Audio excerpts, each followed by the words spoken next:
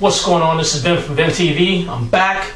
I'm gonna do something a little different today. Normally, I just pick a subject and I talk shit about people who have something to do with that subject. Today, I'm gonna do it a little different. You know, we're watching the news about all kinds of different current events and shit like that. And the most biggest thing right now is the Trayvon Martin murder case. And I say murder because there wasn't no fucking manslaughter. There wasn't no fucking self-defense. That little motherfucker, he got murdered. He got murdered by a fucking scary punk. So, I'm going to tell you what I think about it, because on the news, everybody, their views are skewed. They're going to say what they need to say to keep their job. They're going to be politically correct. Some people won't say certain things. I'm going to tell you exactly what I think about it. First of all, let's break down the situation. If you've been hiding under a rock for the last 3 months or so, here's what happened. A 17-year-old kid was walking to his dad's girlfriend's house in a plaza, or I'm sorry, in a complex, and the neighborhood watch guy was following him.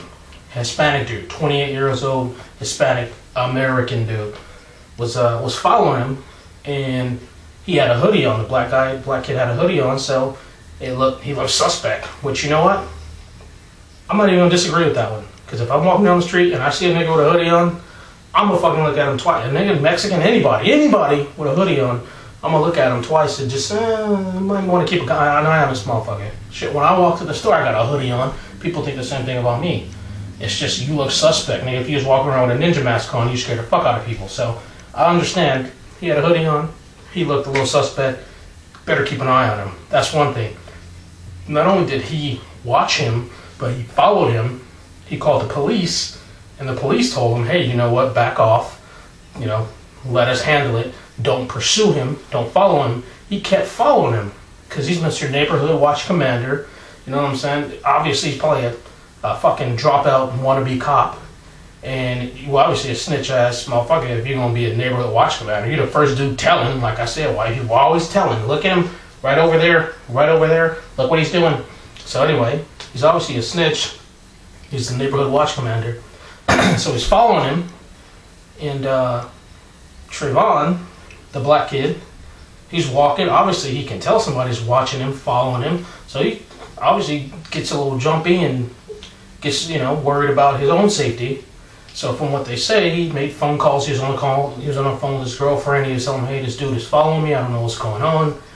And the rest is just fucking bullshit witnesses saying, or speculation. But pretty much, they got into a scuffle. Old dude, or not old dude, shit, I'm almost 30 myself. Anyway, dude, the watch commander, gets into a scuffle with him, pulls his piece, bam, kills him, right there dead on the spot. Police take him into custody, no charges are filed, there wasn't enough evidence. Florida has a stand your ground law, meaning if someone is gonna come and harm you and hurt you and you feel threatened, you can stand your ground, you can pop a cap in the ass, no matter what.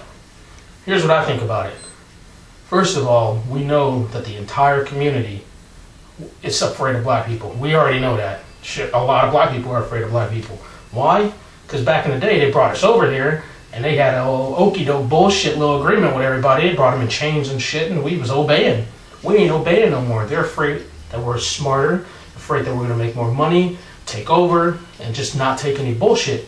We're not controllable anymore, you know? We can fucking explode at any minute in violence most of the time. But this motherfucker obviously was afraid that this little nigga was gonna kill his ass. How? Without a gun or a weapon, I don't know. But he pulled the little neighborhood watch, got a gun, stand your ground, bam. So he obviously killed him. And you know, we've had rallies and marches and shit all over the place. But you know, I don't believe in this government. The system, justice, I think it's going to fuck you either way you go, no matter what, especially if you're black. So the only justice I can think of is, well, no trial, no jury. Let's just go ahead and take Mr. Zimmer, take him over to the spot to re-kill Trayvon, two in the back of the head, in front of his whole family, and call it a day. Blood in, blood out, eye for an eye kind of shit, you know what I'm saying? Obviously, this dude was a dropout, and he wanted to do something, and he wanted to protect and walk around with a gun and shit. Neighborhood watch. And neighborhood watch, you know what neighborhood watch is? Watch. That's it. Watch and call the real police. Don't get in there and try to solve crimes and be an investigator and do forensic evidence and shit like that. Why are you walking around with a gun in your waistband? You know what I'm saying? So obviously he wanted to kill somebody, and he finally got his shot.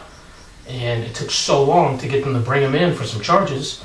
And obviously it shows how our justice system works. And it's very slow wheels that turn slow wheels. So they're finally bringing him up on manslaughter charges, so I guess we'll see what happens. But I'm going to tell you right now, Mr. White Man, Mr. Government, you don't convict this motherfucker and put him to death or put him in jail for the rest of his life, we're going to tear this fucking country apart. I guarantee you that. I guarantee you. Because obviously we're live wires and we're unpredictable. And we know you're scared of us. So that's what I think about the Trayvon Martin thing. And you know what? To actually speak more on it, I understand why you guys are scared. You're scared because you it's like we're a dog off the leash. You can't control us anymore. This motherfucker might bite the shit out of me. He might become the president. He could do anything now. We can't control these motherfucking black people. So let's just go and take them out, win and where we can. So that's all I got for now. From now on, I'm going to start speaking on current events and all kinds of issues and shit like that and give you my spin on it. I'm still going to give you the asshole stuff too. But Vin's back. So whether you like it or not, obviously, I don't give a shit. I'm going to tell you what I think anyway, so fuck you. I'm out.